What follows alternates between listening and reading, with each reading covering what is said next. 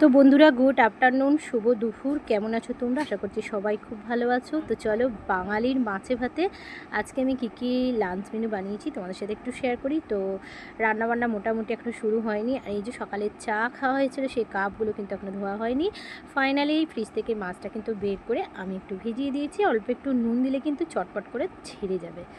তো একটু আলু পেঁয়াজ কেটেছি, মাছগুলো বেশ সুন্দর করে নুন হলুদ মাখিয়েছি, আর হ্যাঁ, একটু ভাজার আয়োজন করেছি। তো চলো চটপট করে কিন্তু রান্নাবান্নাটা সেরে নিই। আজ কী লাঞ্চ মেনু বানাচ্ছি, একদম সিম্পল বাঙালির মাছে ভাতে। তো মাছগুলোও কিন্তু আমি একটু ভেজে নিলাম, আর সাথে সাথে এখানে হালকা করে ভাজাগুলো আমি ফ্রাই করে নিয়েছি। আজকে রান্নাবান্নাটা বলতে পারো একদম ফাঁকিবাজি রান্না যেটাকে বলে।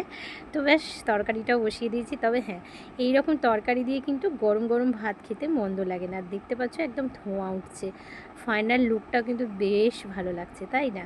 তো এই আজকে দুপুরে রান্নাবান্না করেছি বাঙালির মাছে ভাতে। তোমাদের কেমন লাগলো আমার রেসিপিগুলো অবশ্যই কিন্তু কমেন্ট করে জানিও। তোমরা কী কী বানিয়েছো চটপট শেয়ার করো। একটু ফুডস এখানে কেটে